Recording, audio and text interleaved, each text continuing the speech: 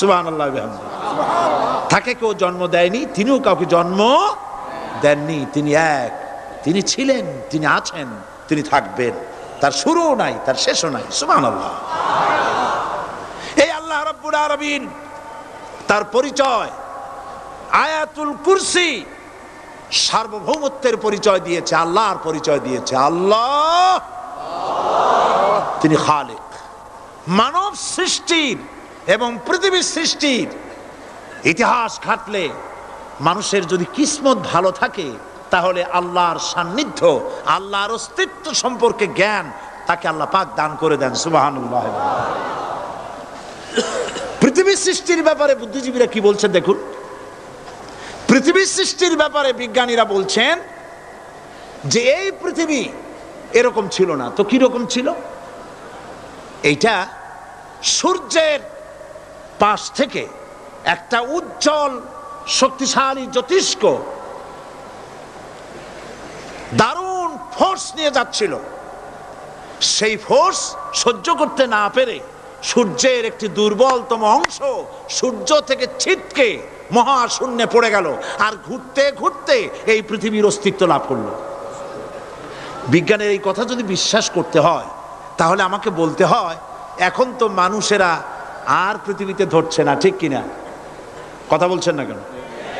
মানুষ পৃথিবীতে এখন ধরতেছে। বিভিন্ন দেশ খালি বলতেছে মানুষ কমাও, সন্তান কমাও, বিভিন্ন পদ্ধতি গ্রহণ করো, আর মানুষ বাড়ায়ও না, অস্থির হয়ে গেছে। তো মানুষের পদবরে পৃথিবী এখন ভর্তি। এখন কেন দয়া করিয়া আর একটা জ্যোতিষ্ক সূর্যের পাশ দিয়ে গিয়া আর একটা দুর্বলতম অংশ ছিটকে ফেলায় দিয়ে এরকম একটা পৃথিবী বানায় দেয় না?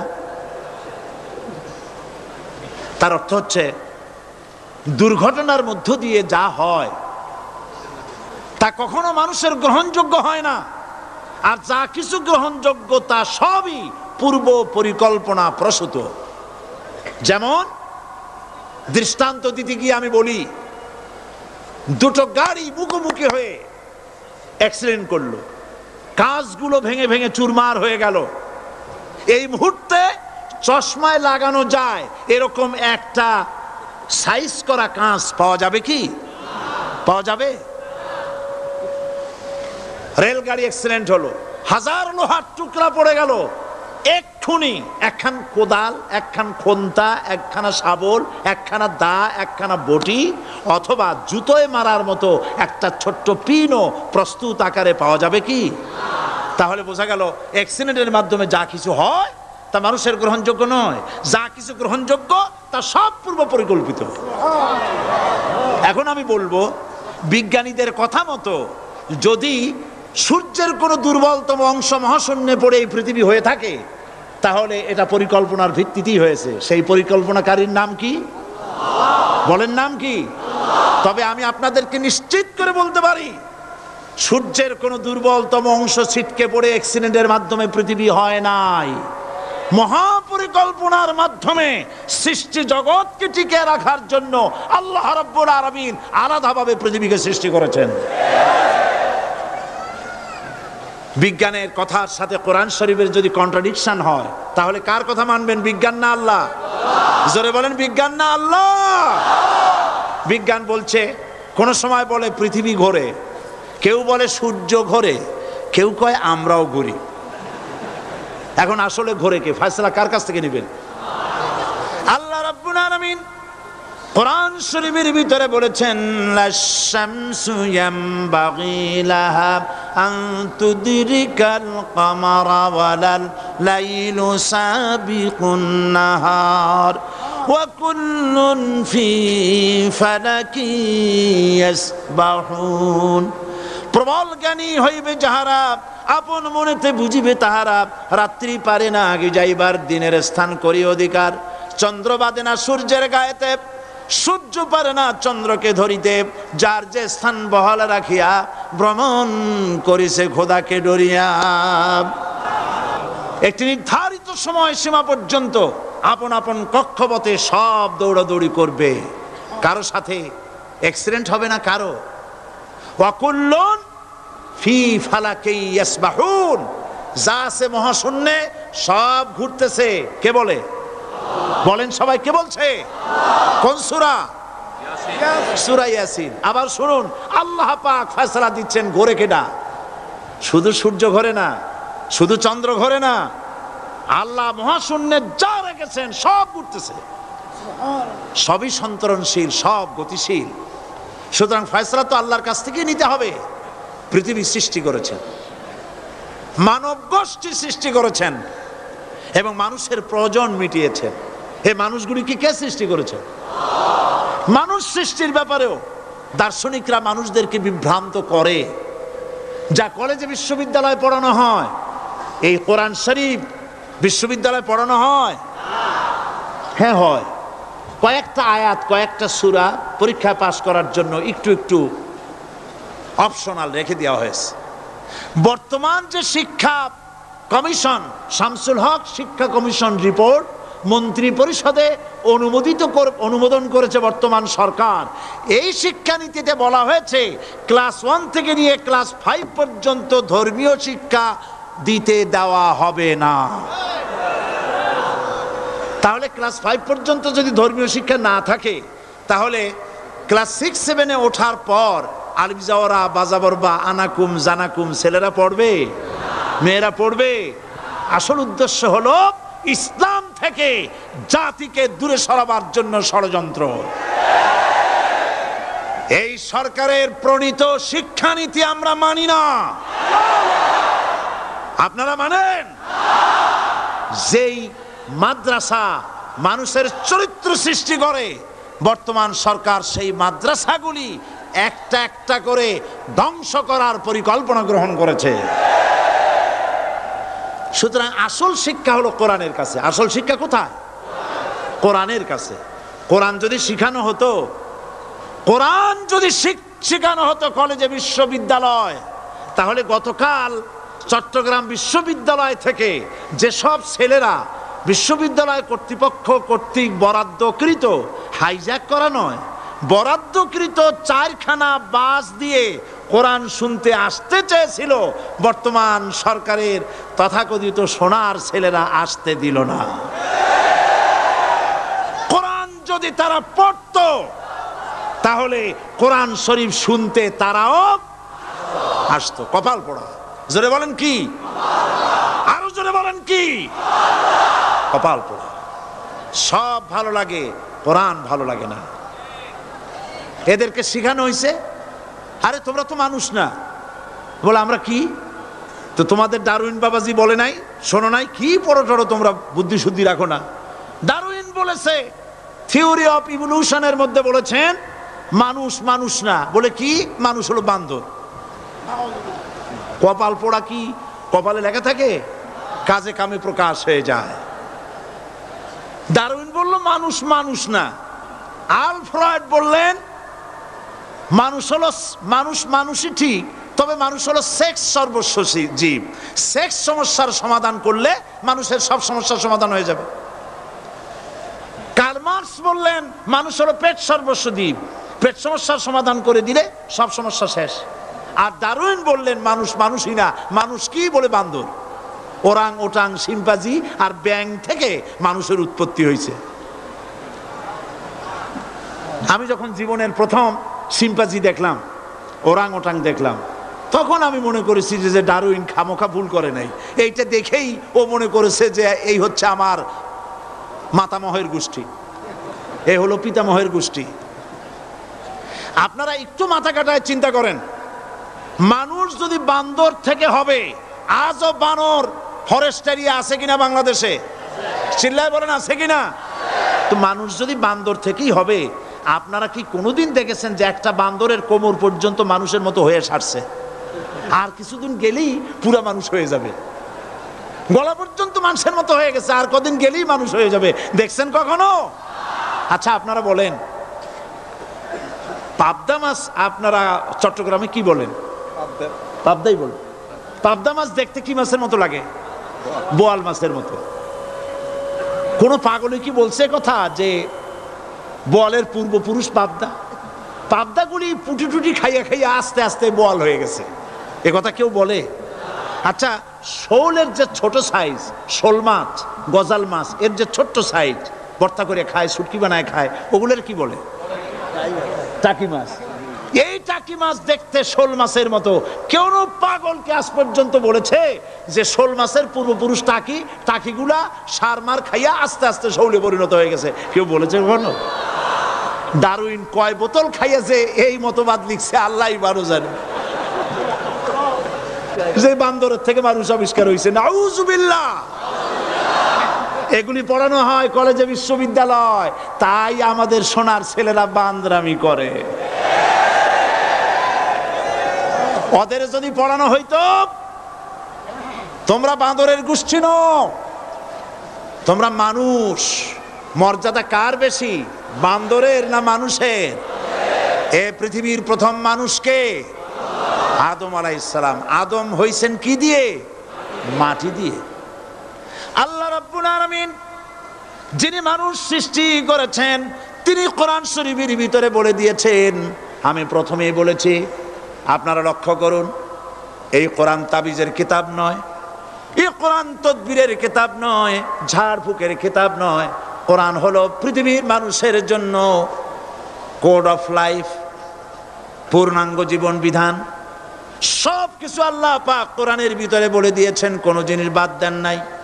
আপনি আমি কেমনে সৃষ্টি হয়েছি আল্লাহ পাক কোরআনের ভিতরে বলেছেন, ইন্না খালাকনাকুম মিন তুরাবিন সুম্মা মিন নুতফাতিন সুম্মা মিন আলাকাতিন সুম্মা মিন মুদগা। নিষ্প্রাণ মাটি দিয়ে তোমাকে উৎপন্ন করা হয়েছে, নিষ্প্রাণ মাটির উপাদান দিয়ে তোমাকে তৈরি করা হলো। মায়ের পেটের ভিতরে এক ফোঁটা নাপাক পানি জমাট রক্তে পরিণত হয়ে গেল। জমাট রক্ত আস্তে করে গোস্ত পিণ্ড হলো। গোস্ত পিণ্ডকে সুন্দর করে সাজায়া, হাড্ডি গুড্ডি বানায়া, স্ট্রাকচার তৈরি করে তার উপরে ফাকাসাউনাল ইযামা লাহমা, চামড়া দিয়ে গোস্ত দিয়া সাজায়া সুন্দর করে বানালাম। আল্লাহর পরিচয় শুনুন, আল্লাহ আমার কেমন আল্লাহ। মায়ের পেটের ভিতরে সন্তান বানায়া, এরপরে যখন রূহ দেওয়া হয়েছে, ক্ষুধা লেগেছে, খাবারের প্রয়োজন হয়েছে, আল্লাহ রাব্বুল আলামিন ওই কচি বান্দা মায়ের পেটে বসে কি খাবে, সেজন্য তার মা চিন্তা করে নাই, বাবা চিন্তা করে নাই, সরকার চিন্তা করে নাই। আল্লাহ রাব্বুল আলামিন মায়ের মাসিক অসুখকে বন্ধ করে দিয়ে সন্তানের নাভির সাথে আর মায়ের নাভির সাথে তার লাগায়া, পাইপ লাগায়া মায়ের মাসিক অসুখের রক্তগুলি দিয়ে সন্তানকে বড় বানালেন। মুখ দিয়া এই রক্ত পান করালেন না, মুখটাকে পবিত্র রেখে দিলেন, যাতে করে পৃথিবীতে আসার পর ওই মুখ দিয়া আল্লাহ রাব্বুল আলামিনের জিকির করতে পারো। সন্তান মায়ের ভিতরে, পেটের ভিতরে বড় হলো। আল্লাহ রাব্বুল আলামিন বলেন, মাস দিন যখন পুরা হয়ে গেল, সুম্মা নুখরিজুকুম তিফলা, বাচ্চার আকারে পৃথিবীতে নিয়ে আসলাম। এখন খাবা কি? পৃথিবীতে যখন বাচ্চা এলো, তখন তার পেটের সাথে যে সংযোগ ছিল মায়ের নাভির সাথে আর সন্তানের নাভির সাথে, সেই সংযোগ তার আর কি থাকলো? কি করা হলো? কেটে দেওয়া হলো। লক্ষ্য করুন, খাবারের জন্য একটি মাত্র পাইপ আল্লাহ লাগাইছিলেন, পৃথিবীতে সন্তান আসার সঙ্গে সঙ্গে পাইপটা কেটে দেওয়া হলো। এবার কি খাবে? আল্লাহ রাব্বুল আলামিন মায়ের বুক থেকে সন্তানের জন্য এবার সিঙ্গেল সিগন্যাল, তার জন্য সিঙ্গেল কোন লাইন যেটা ছিল কেটে দিয়া, মায়ের বুক থেকে সন্তানের জন্য ডাবল লাইন আল্লাহ চালু করে দিলেন। এমন দুধ বানায় দিলেন যা শুধু খাবার নয়, শুধু ফুড ভ্যালু নয়। এই দুধের ভিতরে ক্যালসিয়াম, এর মধ্যে ভিটামিন, এর মধ্যে আয়রন, এর মধ্যে মেডিসিন। দুনিয়ার এই সন্তান ছিল ফি কারারিম মাকিন, সুরক্ষিত জায়গার ভিতরে ছিল। কোনো পলিউশন সেখানে যেতে পারতো না, রোগের জার্ম সেখানে যেতে পারতো না। দুনিয়ায় এলো দূষিত আবহাওয়ার ভিতরে, এই সন্তানকে এখনই অ্যান্টিবায়োটিক খাওয়ালে পরে অসুবিধা হবে। আল্লাহ রাব্বুল আলামিন মায়ের দুধের ভিতরে ঔষধ দিয়া রোগের প্রতিষেধক বানায়া দিলেন। এ হলো আমার আল্লাহ। এ আমার কে? আল্লাহ। জোরে বলেন আল্লাহ। আল্লাহ আল্লাহ রাব্বুল আলামিন মায়ের দুধ দিয়ে সন্তানকে বড় করলেন আর শোনায় দিলেন, খবরদার এই মায়ের সাথে এই বাপের সাথে নাফরমানি করবি না।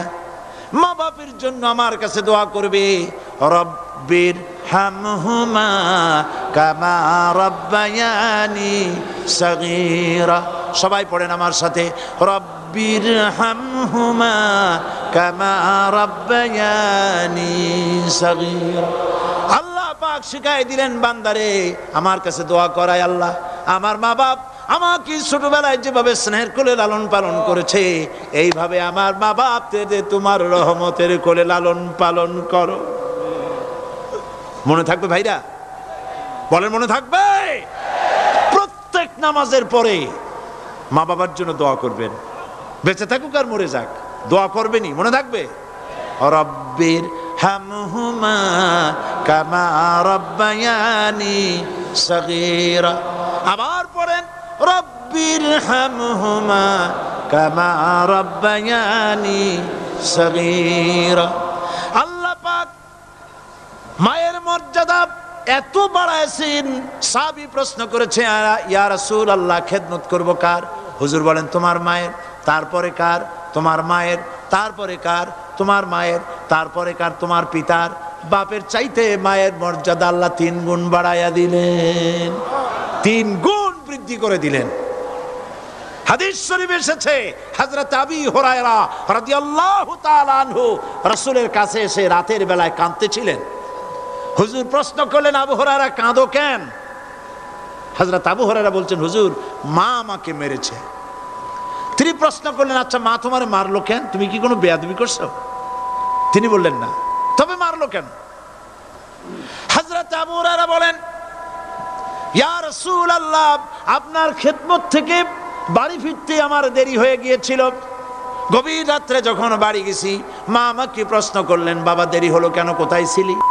তাম পৃথিবীর মানুষ যেই কদম মোবারক চুমু দিতে পারলে ধন্য হয়ে যায়, সেই আখিরি জামানার পয়গম্বর নবী মুহাম্মদ রাসূলুল্লাহ সাল্লাল্লাহু আলাইহি সাল্লামের দরবার থেকে আসতে আমার দেরি হয়ে গেছে।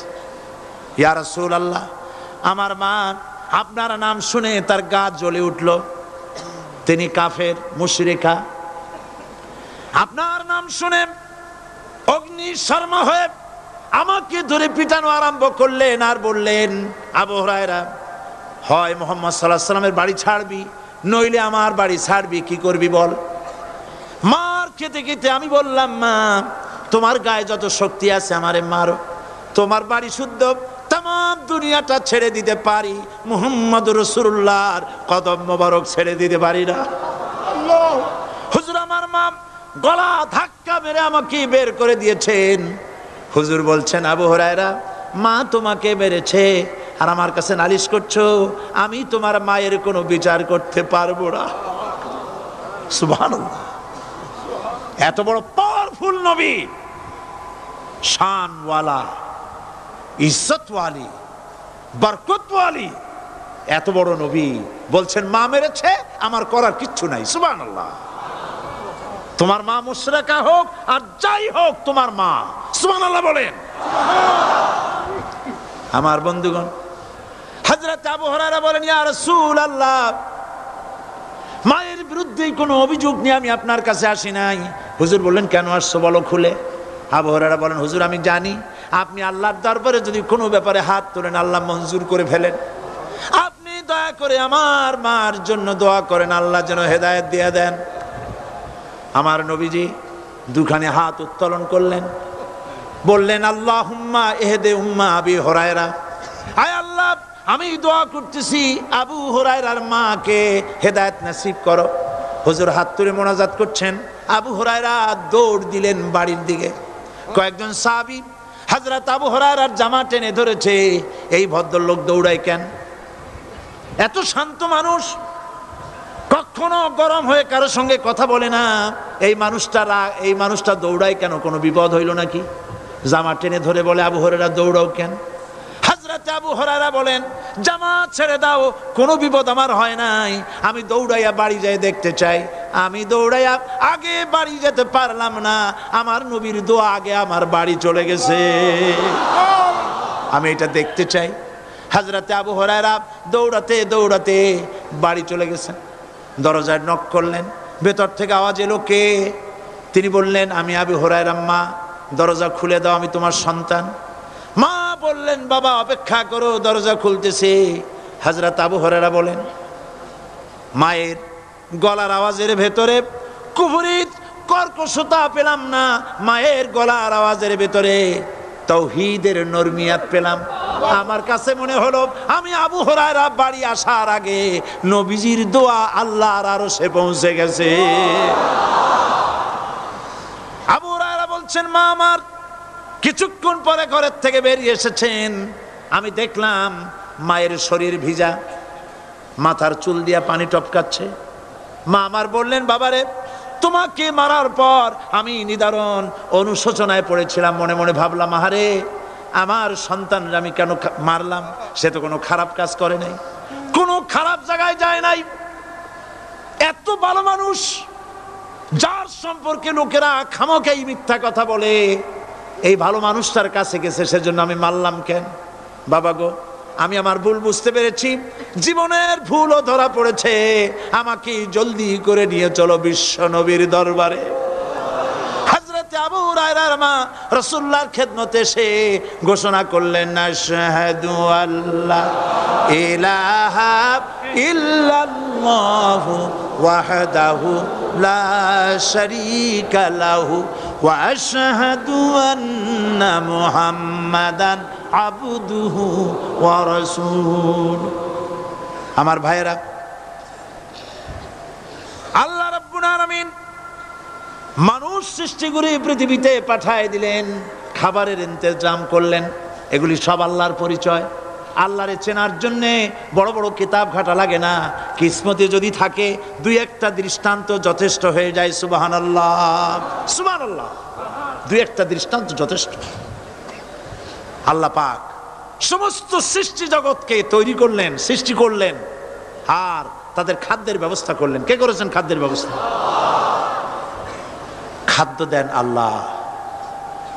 কিন্তু অহংকারী যারা, তারা বলে দেশের বাম্পার ফলনের জন্য সমস্ত কৃতিত্ব সরকারের। বলেন আস্তাগফিরুল্লাহ, বলেন নাউজুবিল্লাহ। এদের একজন বলছিল, 3 বছর কিছু দিবার পারুম না, লোকেরা কয় আমরা না খাইয়া থাহুম, আল্লাহ কয় আমিও দেহুম, কদ্দুর পারো না খাইয়া থাকতে। ফসল কে দেন? জোরে বলেন, কে দেন? বাম্পার ফসলের ফলনের দাবি সরকার করতে পারে না, এটা কুফরি, এটা শিরক। জমিনের ফসল কে দেন? আকাশের বৃষ্টি কার? পানি কার? সার কার? সব আল্লাহ পাক। আল্লাহ পাক কোরআন শরীফে বলেছেন, লা ইন শাকারতুম লা আযীদান্নাকুম ওয়া লা ইন কাফারতুম ইন্না আযাবি লাশাদীদ। আমার নিয়ামতের শুকর যদি আদায় করো বাড়ায় দেব, আর যদি কৃতজ্ঞ হও, শুকরিয়া আদায় না করো, মস্ত বড় শাস্তি দেব। ফসল দেই আমি, আর শুকরিয়া আদায় করো তোমার বাজানে, ঠিক কিনা? শুকরিয়া আদায় করে কার? বাজানে। একটা লোকের, একটি মানুষের যেই প্রশংসা এই সরকার করলো, বিগত 4.5 বছর ধরে একটা মানুষের যত জিকির করলো, প্রশংসা করলো, ছবি টানাইলো, যদি এতটা জিকির, এতটা স্মরণ আল্লাহ রাব্বুল আলামিনের করত, ওদের জন্য আল্লাহর জান্নাতের দরজা খোলা হয়ে যেত। প্রশংসা করবে কার? আল্লাহ। চিল্লায় বলুন, আল্লাহ পাকের প্রশংসা করো। খেতে দেওয়ার মালিক তিনি। আল্লাহ পাক বলছেন, আল্লাহকে তার পরিচয় আল্লাহ তুলে ধরেছেন, ওয়ামা মিন দাব্বাতিন ফিল আরদি ইল্লা আলাল্লাহি রিজকুহা। এই পৃথিবীর ভিতরে এমন কোন বিচরণশীল জীব নাই যার রিস্কের দায়িত্ব আমি আল্লাহ গ্রহণ করি নাই। সুবহানাল্লাহ বলবেন না? রিস্কের দায়িত্ব কার হাতে? আচ্ছা দেখুন তো, পৃথিবীর সমস্ত সরকারের কাছে বিভিন্ন মন্ত্রণালয় আছে না?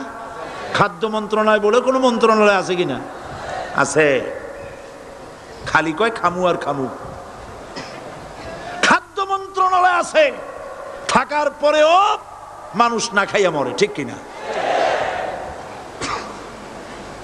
এবার একটু তাকান তো, জ্ঞানের চক্ষু দিয়া তাকান। ফরেস্ট এরিয়া, বাঘ আছে কিনা? নাই। সিংহ আছে কিনা? গন্ডার আছে কিনা?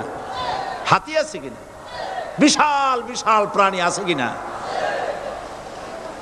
জঙ্গলে ছোট্ট প্রাণী থেকে, পোকা থেকে শুরু করে গন্ডার পর্যন্ত, টুনটুনি পাখি দিয়ে শুরু করে ঈগল পাখি পর্যন্ত, নদীর ভিতরে ছোট্ট চুনু পুঁটি থেকে শুরু করে তিমি মাছ পর্যন্ত।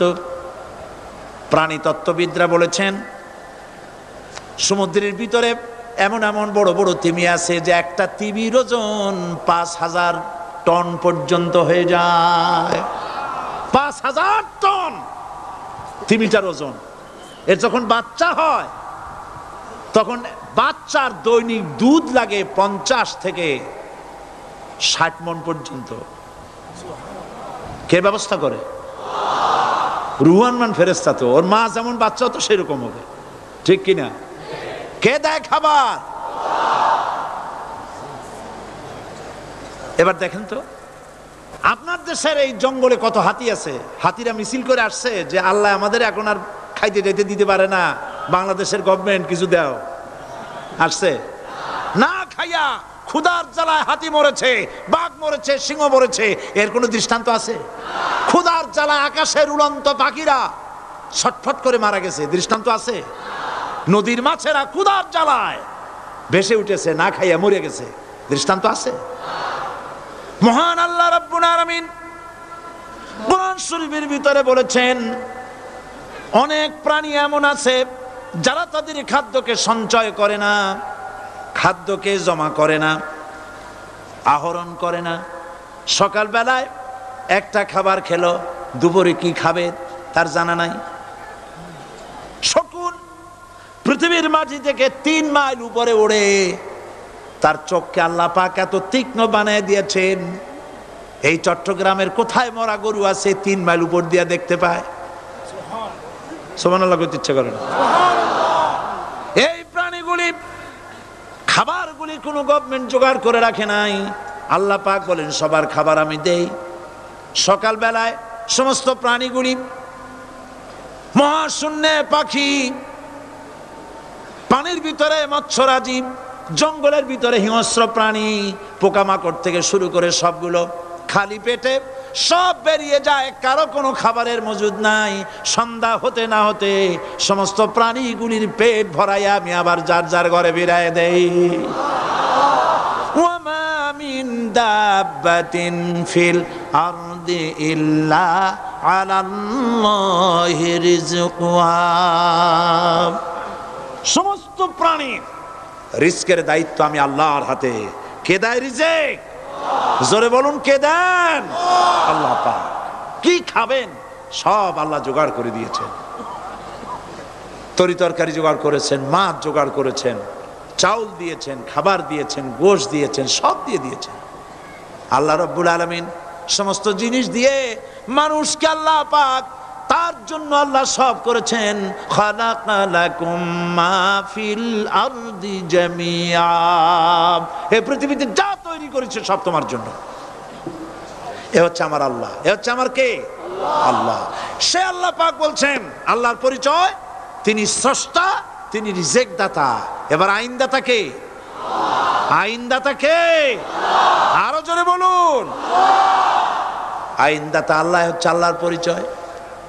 ইনিল হুকমু ইল্লা লিল্লাহ আলা লাহুল খালকু ওয়াল আমর সৃষ্টি যার, আইন চলবে তার। আমার দেশে আল্লাহর আইন চলছে?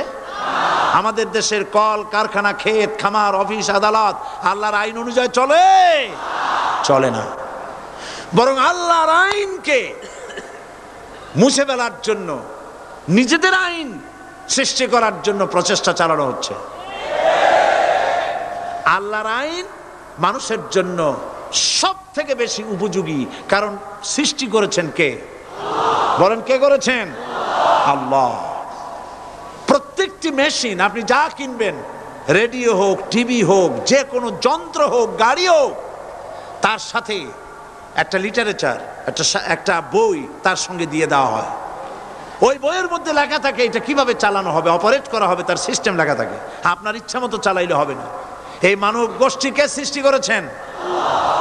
এখন আপনি যদি আপনার আইন মতো চালান, তা কি চলবে? চলবে না। আপনি আপনার আইন মতো চালাচ্ছেন, ভালোভাবে চলতেছে? চলতেছে না। স্বরাষ্ট্রমন্ত্রী বলতেছেন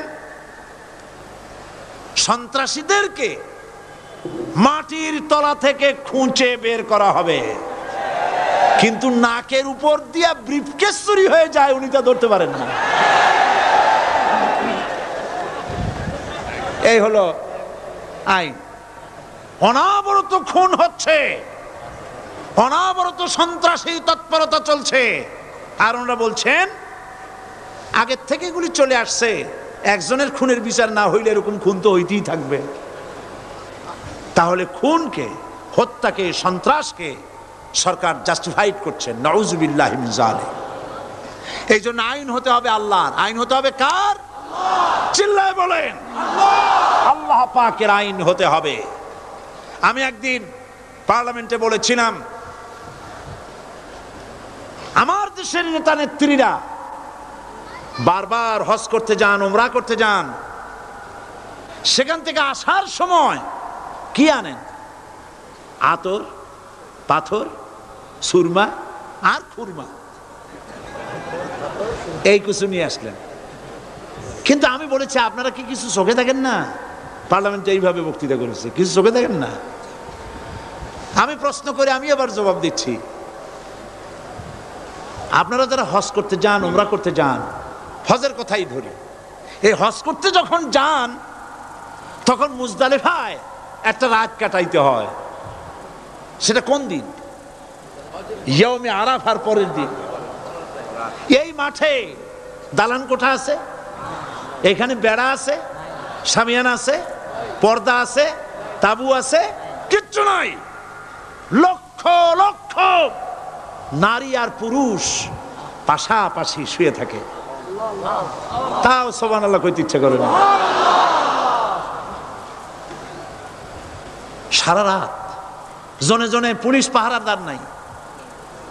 কিরকম মেয়ে লোক, চাঁদের সৌন্দর্য হার মানায় দিতে পারে, এরকম সুন্দরী, এরকম সুন্দরী নারী, সুদর্শন পুরুষ পাশাপাশি রাস্তার ধারে মরুভূমির ভিতরে সারা রাত কাটাচ্ছে। ইয়ৌমে আরাফার পরের রাতটা একটা রাত পুরা। এভাবে চলতেছে বছরের পর বছর, শতাব্দীর পর শতাব্দী, সহস্রাব্দীর পরে সহস্রাব্দী। আমি প্রশ্ন করি, পৃথিবীর ইতিহাসে কেউ কি এমন কথা বলতে পেরেছে, লিখতে পেরেছে যে মুজদালিফার রাতে সেখান থেকে 10টা নারী হাইজ্যাক হয়েছে, 5টা নারী লাঞ্ছিত হয়েছে? বলতে পারবে? গভীর রাত্রে পুরুষ সঙ্গী ছাড়া সুন্দরী রমণী, যুবতী রমণী একাকিনী নিজের ঘর ছেড়ে আল্লাহর ঘরে তাওয়াফ করতে আসে। তাওয়াফ সেরে তাহাজ্জুদের নামাজ পড়ে আল্লাহর কাছে মোনাজাত করে একা একা হাজার হাজার লাখো পুরুষের ভিতর থেকে আপন ঘরে ফিরে যায়। কারো বাবার হিম্মত নাই, একবার তাকায়ছে তো রূপ উপভোগ করার জন্য আবার তাকায়, অথবা তার আঁচল ধরে টান মারে। আছে ইতিহাস? কথা কন না কেন? সুন্দরী একটা মাইয়া মক্কা থেকে মদিনা থেকে পাওয়া যায় না, 15 দিন হয়ে গেছে। হয়েছে কখনো? এবার জবাব দেন, কেন হয় না? কেন হয় না? আমার দেশের মেয়েরা রাস্তা দিয়ে হাঁটতে পারে না। হাই স্কুল মেয়েদের কলেজ যখন ছুটি হয়, তথাকথিত সোনার ছেলেরা গেটের সামনে এতিমের মতো কাড়ায় থাকে। অনবরত হাইজাক হচ্ছে, ধর্ষণের সেঞ্চুরি হচ্ছে। আর ওখানে হয় না কেন? ওখানে হয় না এই কারণে, এই কোরআনের আইন আল্লাহ রাব্বুল আলামিন যে আইন দিয়েছেন, ওখানে আইন বলবৎ আছে নাকি? আছে কিনা? কোন পুরুষ কোন নারীকে ধর্ষণ করেছে যদি প্রমাণিত হয়, সে যদি ফাহাদের ছেলে হয় আর ফাহাদের মেয়েও হয়, কোরআনের শাস্তি হলো পাথর মেরে উড়াইয়া দাও। তাকে জানিয়ে দেওয়া হবে রেডিও টিভির মাধ্যমে, জেনাকারের ব্যভিচারীর শাস্তি হবে। চতুর্দিকে হাজারো লোকেরা দাঁড়াবে, হাতে পাথর নিয়ে, পাথর মেরে তাকে তার গোশত হাড্ডি বাতাসের সাথে উড়ায় দেবে। একজন মানুষ আর একজন মানুষকে খুন করলো, এই আসামি ধরা পড়ে গেল, কোরআনের শাস্তি হলো যখন ধরা পড়বে প্রমাণিত হবে, যেমন ভাবে হত্যা করেছে ওরেও হত্যা করো। এই দৃশ্য, এই আইন যদি বাংলাদেশে যদি এই আইন চালু হয়ে যেত, খুনের আসামি ধরা পড়েছে জেনার আসামি, প্রকাশ্য ময়দানে এলো, সাক্ষী প্রমাণে কোর্টে প্রমাণিত হলো সত্যি সে খুনি। এই বিশাল আউটার স্টেডিয়ামের মাঝখানে খুনি কি দাঁড় করাও, চতুর্দিকে হাজারো লাখো মানুষ থাকুক, রেডিও টিভির ক্যামেরা কার্যকর হবে, পত্র পত্রিকার সাংবাদিকরা আসবে, তরবারির এক আঘাতে খুনির কল্লাটা উড়ায় দাও, দেহটা নিঃসার হয়ে জমিনে পড়ে যাবে। এই দৃশ্য যারা দেখবে স্বচক্ষে, রেডিওতে, পত্র পত্রিকায়, আর 1 বছরের ভেতরে খুন করার হিম্মত কারো কলিজায় উঠবে? জেনাকারের পাথর মেরে উড়িয়ে দেওয়ার শাস্তি যদি চোখে কেউ দেখে, জেনা করার পুলক আর জাগবে? এটা নাম আল্লাহর আইন। এই আইন কার? এই আইন যতদিন পর্যন্ত বাংলার মানুষের, মুসলমানদের উপরে কার্যকরী না হচ্ছে, এই দেশে কার্যকরী না হবে, ততদিন পর্যন্ত হত্যা, ধর্ষণ, খুন বন্ধ হবে না। বন্ধ হবে। সুতরাং এই আইন হচ্ছে কার? আরো জোরে বলেন, আল্লাহ রাব্বুল আলামিন। মহান আল্লাহ রাব্বুল আলামিনের এই আইন অনুযায়ী যদি দেশ চলে, মানুষ শান্তি পাবে, চুরি বন্ধ হবে, ডাকাতি বন্ধ হবে, জেনা বন্ধ হবে, হত্যা ধর্ষণ বন্ধ হয়ে যাবে। নবীজি এমন একটি আইন চালু করে দিয়ে, কোরআনের বিধান চালু করে দিয়ে এমন একটা সমাজ চালু করেছিলেন, যেই সমাজ সম্পর্কে হুজুর নিজে বলেছেন, খায়রুল কুরুনে কারনি, সর্বশ্রেষ্ঠ যুগ হলো কার যুগ? আমার যুগ। সুবহানাল্লাহ বলেন। রাসূলের যুগ হলো সর্বশ্রেষ্ঠ যুগ। সেই কোরআন, সেই হাদিস আজও আছে না নাই? বলেন জোরে, আজও আছে না নাই? সেই কোরআন এবং সুন্নাহ দিয়ে দেশ শাসন হোক, এটা কি আমরা চাই? কারা কারা চাই? দু হাত উঁচু করে দেখা।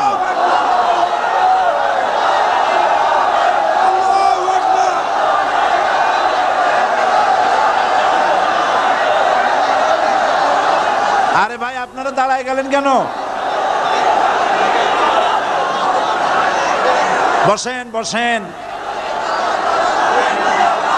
আমি তো একটা স্লোগান দিতে বললাম, হাত দেখতে চাইছি আমি, মাথা দেখতে চাই নাই। এই সুযোগে কোমরটা সোজা করে নিলেন। আচ্ছা বসেন, আর মহব্বতের সাথে জিকির করেন, লা ইলাহা ইল্লাল্লাহ, লা ইলাহা ইল্লাল্লাহ, লা ইলাহা ইল্লাল্লাহ, লা ইলাহা ইল্লাল্লাহ, লা ইলাহা ইল্লাল্লাহ, লা ইলাহা ইল্লাল্লাহ। জোরে সরে সবাই সবাই জিকির করেন লা ইলাহা ইল্লাল্লাহ, লা ইলাহা ইল্লাল্লাহ, লা ইলাহা ইল্লাল্লাহ, লা ইলাহা ইল্লাল্লাহু মুহাম্মাদুর রাসূলুল্লাহ। বসুন, আমরা মুনাজাত করব। আল্লাহ রাব্বুল আলামিন আয়াতুল কুরসির ভিতরে আল্লাহর সার্বভৌমত্বের কথা বলেছেন। আল্লাহু লা ইলাহা ইল্লা হুয়াল হাইয়ুল কাইয়্যুম। পড়েন আমার সাথে সবাই, আল্লাহু লা ইলাহা ইল্লা হুয়াল হাইয়ুল কাইয়্যুম। আল্লাহ হচ্ছেন যিনি ছাড়া কোনো ইলাহ নাই, তিনি শাশ্বত চিরঞ্জীব। সুবহানাল্লাহি ওয়া বিহামদিহি। আগামীকাল এর বাকি অংশ আমি আপনাদের সামনে আলোচনা করব ইনশাআল্লাহ। জোরে বলেন ইনশাআল্লাহ। দাঁড়ানো ভাইরা বসেন, আপনাদের পাশে যারা দাঁড়িয়েছেন অনুরোধ করে বসায় দেন। বলেন যে আর 5টা মিনিট বসেন, আল্লাহর রাস্তায় হাঁটেন না। হ্যাঁ বলেন, বলেন আপনারা যে আল্লাহর রাস্তায় হাঁটেন না, বসেন, সবাই বসেন। এত বড় মাহফিলের মুনাজাত, সুবহানাল্লাহ বলেন। চট্টগ্রামের ইতিহাসের শ্রেষ্ঠ মাহফিল, চিল্লায় বলেন সুবহানাল্লাহ। গোটা বিশ্বের কোরআনের শ্রেষ্ঠ মাহফিল, বলেন সুবহানাল্লাহ। যারা বলেন আলহামদুলিল্লাহ। আগামীকাল এ মাহফিলের আখেরি মুনাজাত হবে ইনশাআল্লাহ। বলেন ইনশাআল্লাহ। আমি আন্তরিকভাবে দুঃখিত, প্রতি বছর আমার মা বোনদের জন্য, চট্টগ্রামবাসী আমার মা বোনদের জন্য আলাদাভাবে তাদের প্রশ্নের উত্তর দেই এবং তাদের সামনে কোরআন হাদিসের কথা আলাদাভাবে বলি। এবছর দিন কম হয়ে গেল বলে মহিলারা, মা বোনেরা বঞ্চিতা হয়ে গেলেন। শিশু কিশোরদের জন্য আলাদাভাবে সমাবেশ করা হয়, তাও বঞ্চিত হয়ে গেল। এই বিশাল তাফসীরুল কোরআন মাহফিলের বরকত থেকে চিটাগংবাসীকে যারা বঞ্চিত করলো, আল্লাহ তাদের হেদায়েত নসিব করে দিন। যদি হৃদয় থাকে, যদি হৃদয় বলে কিছু থাকে, বিবেক বলে যদি কিছু থাকে, আর শরীর যদি মুসলমানের পিওর রক্ত থাকে, তাহলে বাড়ি বসে অনুশোচনা করা উচিত, চোখের পানি ফেলানো উচিত ওই সব লোকের যারা এই বরকতপূর্ণ মাহফিলকে বাধা দিয়েছে। আর যাদের কলজার মধ্যে আল্লাহ মোহর মেরে দিয়েছে, এগুলোর তো হেদায়েত হবে না। যাদেরকে আল্লাহ পাক তৈরি করেছেন জাহান্নামের জন্য, ওদের কাছে মাহফিল অসহ্য, সহ্যই হবে না। নাউজুবিল্লাহ বলেন। চট্টগ্রামবাসীর জন্য তাফসীরুল কোরআন মাহফিল নিয়ামত। এই নিয়ামত কিয়ামত পর্যন্ত আল্লাহ টিকায় রাখুন, বলি আমিন। আগামীকালের আখেরি মোনাজাতে সমস্ত মুসলমান চতুর্দিক থেকে আল্লাহ পাকের নারা লাগাতে লাগাতে আসবেন। আল্লাহু আকবার, নারায়ে তাকবীর। গোটা চট্টগ্রাম, গোটা চিটাগং শহর আগামীকাল কোরআনের মিছিলের শহর হবে ইনশাআল্লাহ।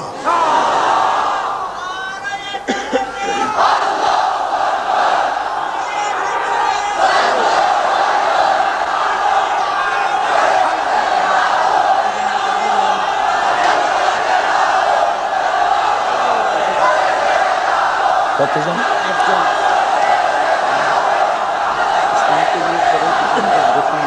আপনি দেবেন?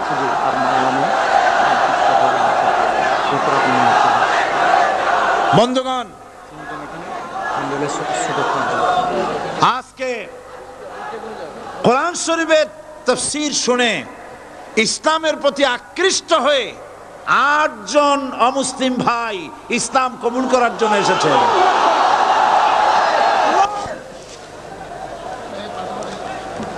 লা ইলাহা ইল্লাল্লাহু মুহাম্মাদুর রাসূলুল্লাহ। আল্লাহ ছাড়া কোনো ইলাহা নাই, মাবুদ নাই। মুহাম্মদ সাল্লাল্লাহু আলাইহি ওয়াসাল্লাম আল্লাহর প্রেরিত রাসূল। আশহাদু আল্লা ইলাহা ইল্লাল্লাহু ওয়াহদাহু লা শারীকা লাহু ওয়া আশহাদু আন্না মুহাম্মাদান আবদুহু ওয়া রাসূলুহু। আমি সাক্ষ্য দিচ্ছি আল্লাহ ছাড়া কোনো ইলাহা নাই, মাবুদ নাই, উপাস্য নাই। তিনি এক, তিনি একক, তার কোনো অংশীদার নাই।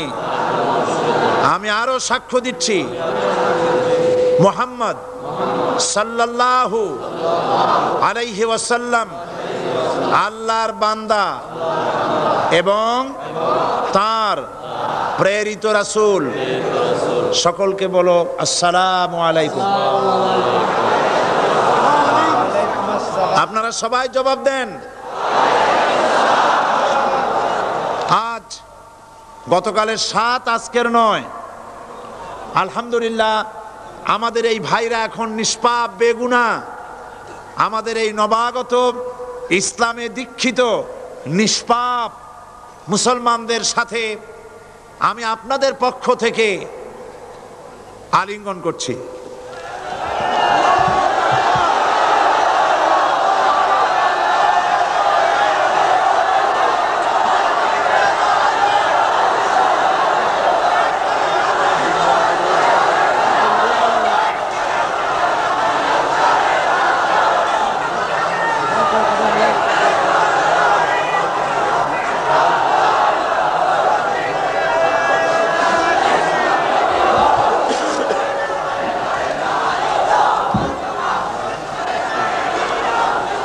প্রিয় ভাই সব, আগামীকাল আপনারা দলে দলে চতুর্দিক থেকে আল্লাহ পাকের বড়ত্ব, মহানত্ব, শ্রেষ্ঠত্বের ঘোষণা দিতে দিতে আসবেন। আল্লাহর বড়ত্ব, বিরাটত্ব, মহানত্ব আর শ্রেষ্ঠত্বের ঘোষণা দিতে হয় কিভাবে? আল্লাহু আকবার। সবাই জোরে বলেন, আরো চিল্লায় বলেন।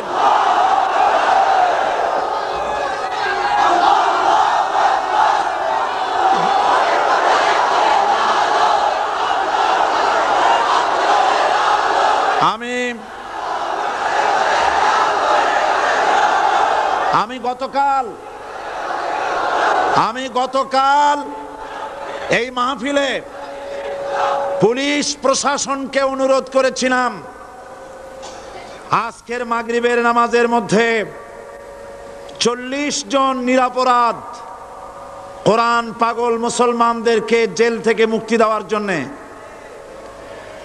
আপনারা তামসা মনে করবেন না। পুলিশ কমিশনার সাহেব, মুসলমানদের ঈমান নিয়ে, আগুন নিয়ে খেলা করবেন না। রাজশাহী এবং চট্টগ্রাম এক জিনিস নয়। আপনি রাজশাহীকে নির্যাতন করে এসেছেন, আমাদের কাছে সে হিসাব আছে। আপনি চট্টগ্রামের যদি এই মুসলমান ছেড়ে না দেন, আপনার মৃত্যু হবে, পাগল হয়ে মরবে।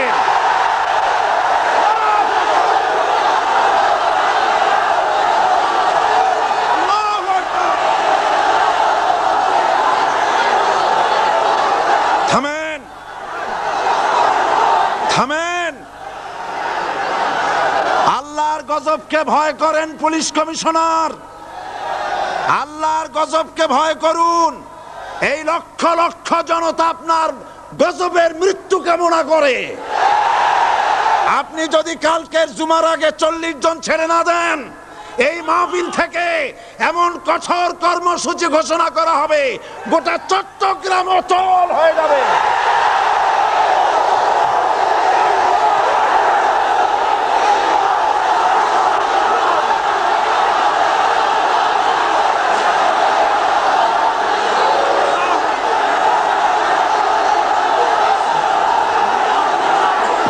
বসুন, বসুন। বাংলাদেশটাকে হিন্দুস্তান ভাববেন না, বাংলাদেশ হিন্দুস্তান হবে না, বসনিয়া হবে না।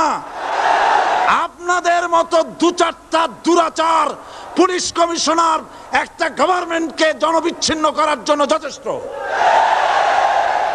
আল্লাহ আপনাদেরকে হেদায়েত করুন। মুসলমানদের দুশমন, আল্লাহ এদেরকে হেদায়েত করুন।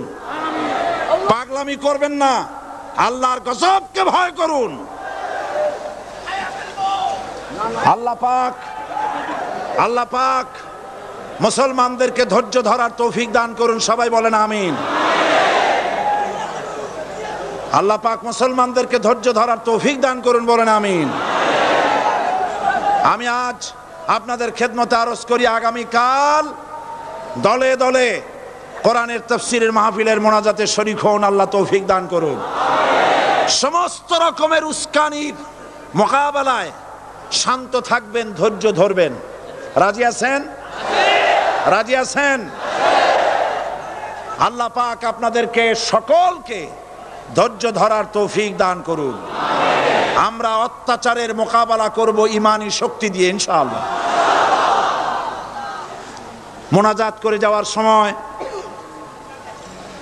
আপনারা যতগুলি লাইব্রেরি আছে, অনেকগুলি বইয়ের দোকান আছে, কালকেও বলা হয়েছে, আজকেও বলছি,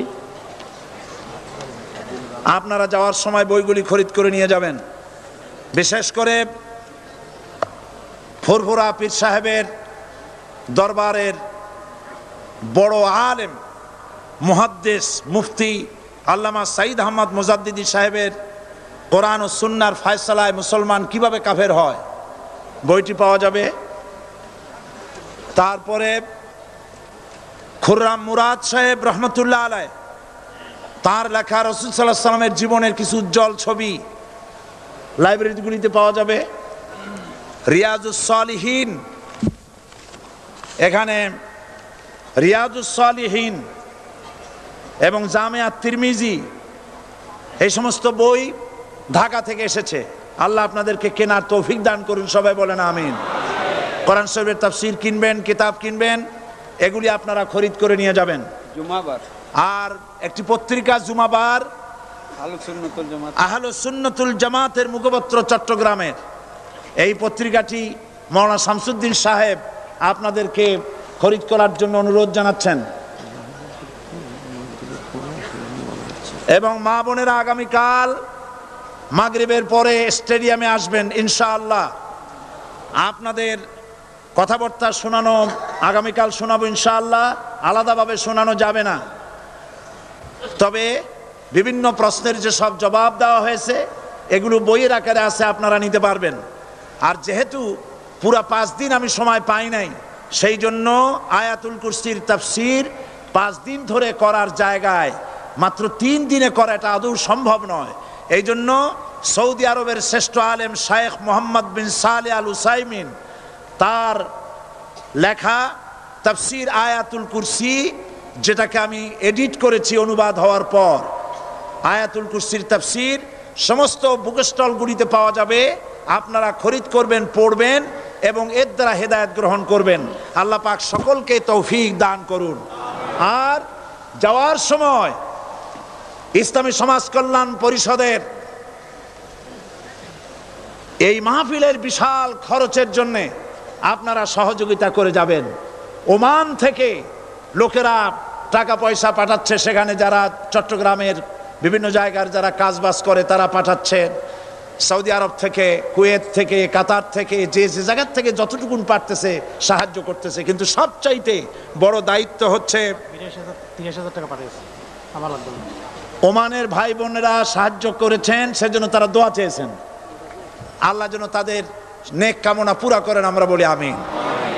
তো এখন মোনাজাত হবে, আপনারা ভুলে যাবেন না, আপনারা সবাই এই মাহফিলের জন্য সাহায্য করে যাবেন। এবং আগামীকালের মাহফিলে পাগল হয়ে মৃত্যু হলো, সংবাদ শুনছেন মৃত্যু হবে, সেটা শুধু বলতে হবে পাগল।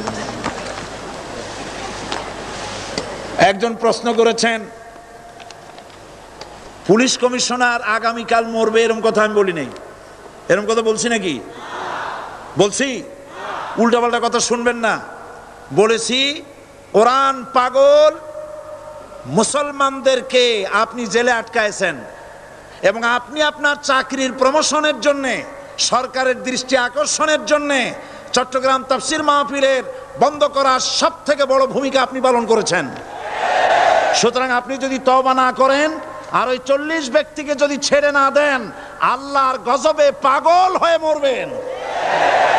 এই কথা আমি বলেছি। উল্টাপাল্টা বলবেন না, লিখবেনও না। আল্লাহর গজব হবে, এ গজব ফিরাতে পারবেন না। যেহেতু আমরা কোরআনের কথা বলি, আমরা আল্লাহর কথা বলি, আল্লাহ রসুলের কথা বলি। আপনি চট্টগ্রামের মুসলমান পুলিশ যারা কোরআনের জন্য কান্দে, মুনাজাতে শরীক হয়, এই মুসলমান পুলিশদেরকে জুতা পায়ে দিয়া মসজিদে ঢোকার সাহস আপনি দিয়েছেন। আমার পুলিশের কোনো দোষ না, আপনি পুলিশদেরকে ব্যবহার করেছেন। আপনি চট্টগ্রাম ছেড়ে পালিয়ে যান, আপনি চট্টগ্রামের উপযুক্ত নন।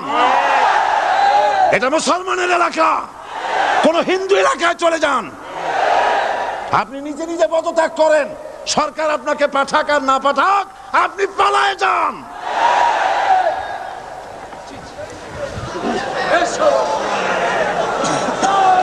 আল্লাহুম্মা আমিন। ربنا ظلمنا أنفسنا وإن لم تغفر لنا وترحمنا لنكونن من الخاسرين।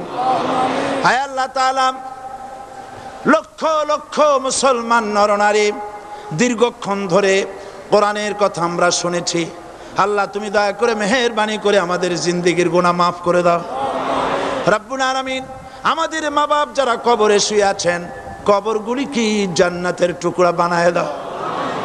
আয় আল্লাহ তাআলা, কোরআনের মাহফিলে যারা বাধা দেয়, কোরআন শুনতে যারা বাধা দেয়, কোরআনের মাহফিলে যারা 144 দ্বারা জারি করে, কোরআনের পাগল মুসলমানদেরকে মসজিদে ঢুকে যারা পিটায়, আল্লাহ তুমি কোরআন শুনবে বলে জেলখানার ভিতরে আটকায় রাখে, আল্লাহ আজকে বলতেছি তাদেরকে তুমি হেদায়েত নসিব করে দাও। আজকে দোয়া করি তাদেরকে হেদায়েত নসিব করে দাও। আল্লাহ তাদের কঠিন কঠিন পাথরের মতো কলিজাকে আল্লাহ তুমি নরম বানায় দাও। মুসলমানদেরকে মহব্বত করার মতো তৌফিক দান করে দাও। পুলিশের সাথে, প্রশাসনের সাথে আমাদের কোনো শত্রুতা নাই। আল্লাহ তুমি দয়া করে মেহেরবানি করে তাদের মন নরম করে দাও। আল্লাহ তুমি দয়া করে চট্টগ্রামের পরিস্থিতি তুমি ঠান্ডা বানায় দাও রব্বুল আলামিন। কোরআনের বরকতে সমস্ত মানুষকে ধৈর্য ধরার তৌফিক দিয়ে দাও। আগামী কালকের মাহফিল এই মাঠে আল্লাহ তুমি তোমার বান্দা বান্দীদেরকে তুফানের মতো সব জড়ো করে দাও রব্বুল আলামিন। কোরআনের সাথে যারা বেয়াদবি করে তুমি তাদেরকে হেদায়েত নসিব করে দাও রব্বুল আলামিন। আর একটা দোয়া করি, এই দেশে মুসলমানদের কথা, ইসলামের কথা, তাওহীদের কথা, স্বাধীনতার কথা, অখণ্ডত্বের কথা সাহস ভরে যে পত্রিকাটি বলে তার নাম ইনকিলাব। এই ইনকিলাবের ভিতরে বিরুদ্ধে ষড়যন্ত্র করে গ্রেফতারি পরোয়ানা জারি করতেছে তাদেরকে ধ্বংস করার জন্য, পত্রিকা বন্ধ করার জন্য। আল্লাহ তুমি এই জালিম সরকারকে হেদায়েত নসিব করে দাও। আল্লাহ জালিমদেরকে হেদায়েত নসিব করে দাও। মুসলমানদের ঈমান নিয়ে যেন খেলা করতে না পারে আল্লাহ তুমি তাদের কলিজায় মৃত্যুর ভয় ঢুকায় দাও, জাহান্নামের আগুনের ভয় ঢুকায় দাও। আল্লাহ তাআলা আগামী কালকের মাহফিল তুমি কামিয়াব করে দিও। আমাদের সাথে যারা শত্রুতা করে আল্লাহ তাদের দিলকে তুমি নরম বানায় দাও, তাদেরকে আমাদের বন্ধু বানায় দাও। ربنا تقبل منا إنك أنت السميع العليم وتب علينا إنك أنت التواب الرحيم سبحان ربك رب العزة عما يصفون وسلام على المرسلين والحمد لله رب العالمين واجعل آخر كلماتنا عند الموت لا إله إلا الله মুহাম্মাদুর রাসূলুল্লাহ। আসসালামু আলাইকুম ওয়া রাহমাতুল্লাহ।